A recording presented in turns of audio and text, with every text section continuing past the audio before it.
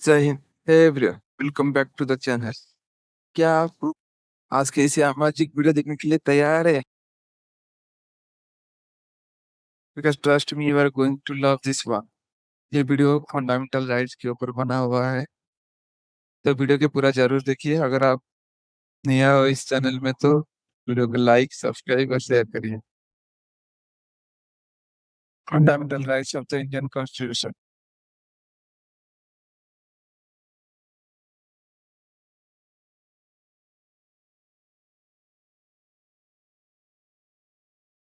Work so silently that success make the noise.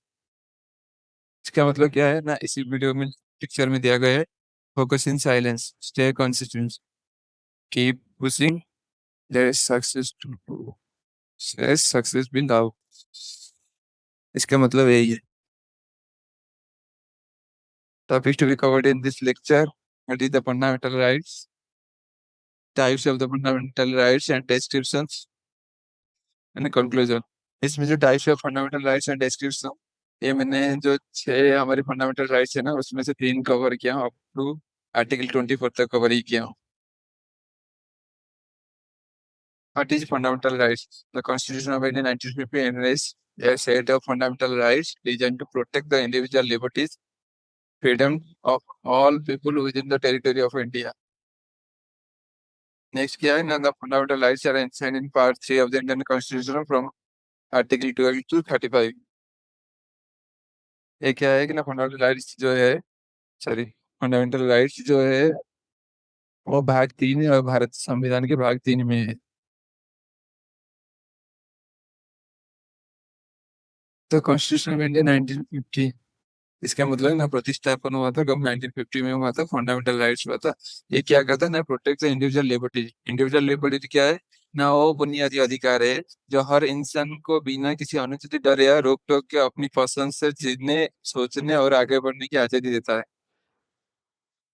With in all people with in the territory of India, Bharat के अंदर सारे नागरिकों को अधिकार देता है। सारे नागरिक के सारे पीपुल को अधिकार देता है। Some fundamental rights are guaranteed to both citizens and कुछ फंडामेंटल, कुछ मौलिक अधिकार है जो कि ना- देश के नागरिक है और जो नागरिक नहीं उनको भी ये गारंटी देता है। The main objective of fundamental rights is to uphold the dignity of an individual and to protect the freedom of people against the invasion by the states. इसका मतलब क्या है ना, मौलिक अधिकार का मुख्य उद्देश्य है कि व्यक्ति के गरिमा को बनाए रखना और राज्य के आक्रमण, अतिक्रमण से लोगों को स्वतंत्रता की रक्षा करना। इसे सरल शब्दों में निम्नलिखित में बिंदुओं के माध्यम से समझा जा सकता है। कैसे ना, मानवीय गरिमा, राज्य पर नियंत्रण, स्वतंत्रता की सुरक्षा। नेक्स्ट क्या आता है ना, fundamental rights. There are broadly 6 categories of fundamental rights and they are as follows: right to equality, मतलब समानता अधिकार, जो कि आर्टिकल 14 से लेकर 18 तक है।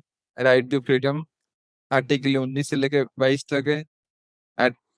सॉरी, राइट एग्नेस्ट एक्सप्लॉइटेशन, जो आर्टिकल 23 से लेकर 24 तक है। यही तीनों को हम आज के लेक्चर में कवर करेंगे और अगला 3 जो है नेक्स्ट लेक्चर में कवर करेंगे। उससे इससे जाने से पहले जो हम फंडामेंटल राइट्स पे जो 12 से 35 तक है, जो 12-13 क्या है ना, आर्टिकल 12 जो है कि ना राज्य की परिभाषा, राज्य की डेफिनेशन, स्टेट्स की डेफिनेशन उसको बताता है। इसमें क्या कौन कौन आते हैं ना, केंद्र सरकार आते हैं, आता है, स्टेट गवर्नमेंट आते हैं, असेंबली आते हैं, जैसे कि नगर निगम, नगर पालिका, पंचायत अधिकारी आते हैं, जो कि स्थानीय प्राधिकरण ये होता है। और जो दूसरे प्राधिकरण क्या होते हैं ना, जो कि राज्य सरकार या केंद्र सरकार में कोई संगठन गड़ा हुआ है, ये भी आते हैं किसमें ना, राज्य की परिभाषा के अंदर। आर्टिकल 13 में क्या है ना, मौलिक अधिकार के विरुद्ध कानून। कोई भी देश में कोई भी कानून नहीं बन सकता है जो कि मौलिक अधिकार को नीचे दिखा रहा हो कि मौलिक अधिकार प्रभावित करता है। थोड़ा इसमें वॉइस का इशू है, मैं इसको थोड़ा वॉइस का क्लैरिफाई करके वीडियो अपलोड कर लूंगा। There was one More fundamental right in the Indian constitutional right to property, which was removed by 44th to constitutional amendment. 44वें संशोधन के में एक राइट टू प्रॉपर्टी था जिसको रिमूव कर दिया गया है.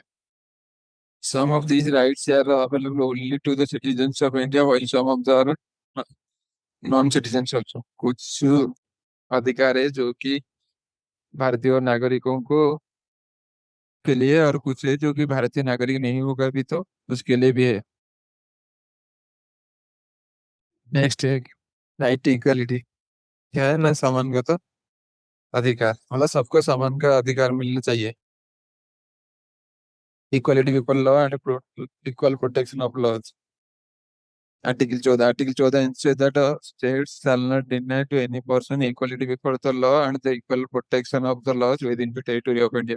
This provision applies to both citizens and non-discriminatory treatment. सभी व्यक्तियों को कानून को समक्ष समानता और कानून का समान संरक्षण प्राप्त होना चाहिए. बस प्राप्त है. आर्टिकल 14 कहता है. आर्टिकल 15 क्या कहता है ना, prohibition of discrimination on the grounds of religion, race, caste, sex, place of birth against any citizen of India. राज्य केवल धर्म, मूल वंश, जाति, लिंग या जन्म स्थान के आधार पर किसी नागरिक के साथ भेदभाव नहीं कर सकता है. नेक्स्ट क्या है, equality of opportunity in matters of public employment, जो कि आर्टिकल 16 में अनुच्छेद 16 ही बोलते हैं. Article 16 pertains to equality of opportunity for the Indian citizens in matters of public employment. It states that no citizen of India shall be discriminated for any employment under the state on the grounds of religion, race, caste, sex, descent, place of birth, resident, or any of them. Article 16 सरकारी नौकरियां और पदों और सभी नागरिकों को समान अवसर प्राप्त होते हैं. पिछड़े वर्ग जैसे कि SC/ST कास्ट हो गए, के लिए सामाजिक और संवैधानिक प्रावधान के अनुसार आरक्षण की व्यवस्था की जा सकती है. आर्टिकल 17 जो अनटचेबिलिटी के नाम पे जाना जाता है, जो कि अस्पृश्यता का अंत, अस्पृश्यता का समाप्त की गई है और इसकी किसी भी रूप में पालन करना कानून अपराध है. Article 17 of the Constitution of India completely abolishes the untouchability and makes its practice in any legal from illegal. Article 18 क्या होता है? Article 18 Article 18 of the Constitution of India abolish all special titles and honors to ensure social equality for all citizens. राज्य के सैन्य और शैक्षणिक विशिष्टताओं को छोड़कर उपाधि प्रदान नहीं करेगा. नागरिक विदेशी राज्य से उपाधि स्वीकार नहीं कर सकते. किसी भी टाइटल जो भी दूसरे कंट्री के द्वारा दिया गया होगा वो किसी भी नागरिक में उसको होल्ड नहीं कर सकते. निर्धारित सांविधानिक उपवादों के अधीन सोशल इक्वालिटी और ऑल सारे नागरिक को लगा हुआ है. राइट टू फ्रीडम, जो कि अनुच्छेद 19 से 22 तक है. स्वतंत्रता का अधिकार. Protection of certain rights regarding freedom of speech, जो अनुच्छेद 19 में क्या है, article 19 guarantees 6 rights which are exclusively available to all citizen including freedom of speech and expression, वाक एवं अभिव्यक्ति की स्वतंत्रता. कुछ कोई भी बोल सकता है, इसके पास ये अधिकार है. शांतिपूर्ण और निरस्त्र सभा की स्वतंत्रता, टू असेंबली पीसफुली और विदाउट आर्म्स.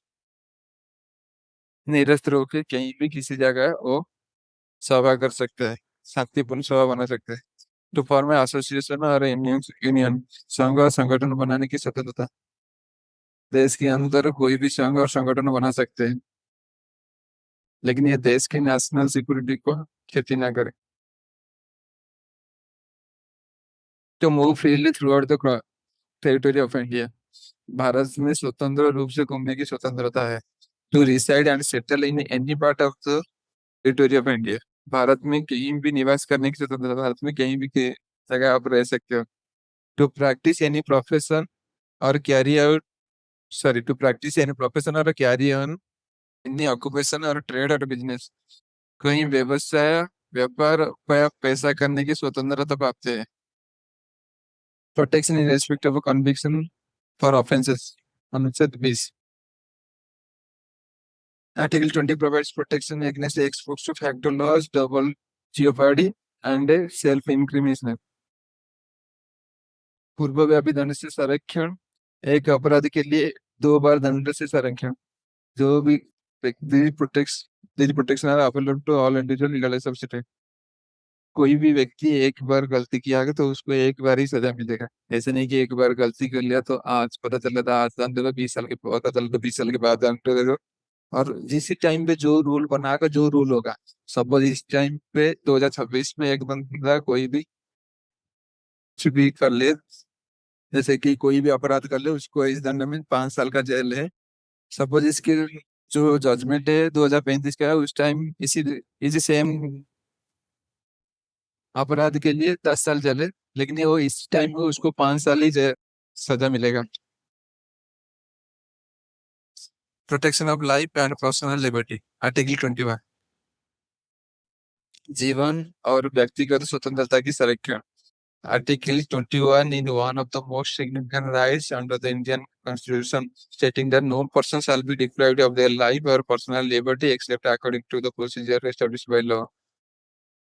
इसमें क्या है, किसी भी व्यक्ति को उसके जीवन या व्यक्तिगत स्वतंत्रता से विधि द्वारा स्थापित प्रक्रिया के अनुसार ही वंचित किया जा सकता है।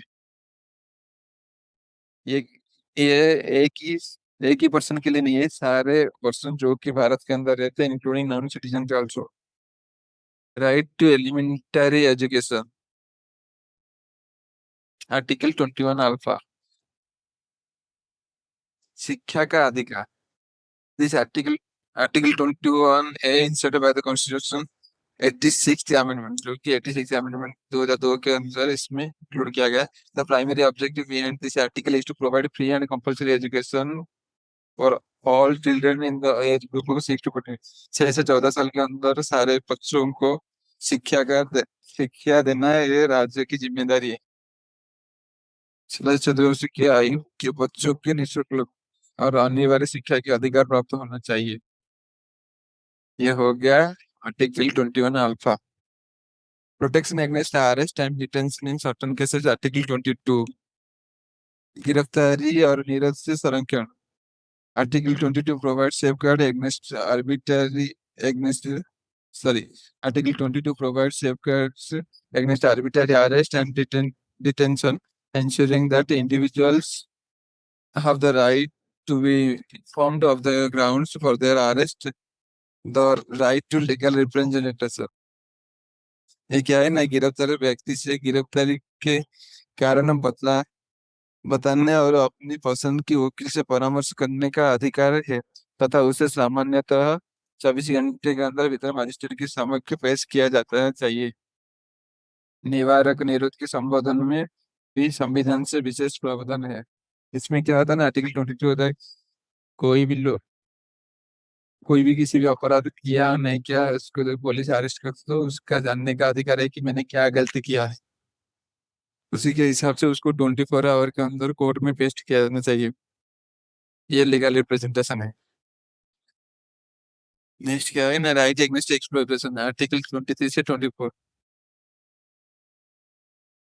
अनुच्छेद 23, prohibition of trafficking human being and force labour.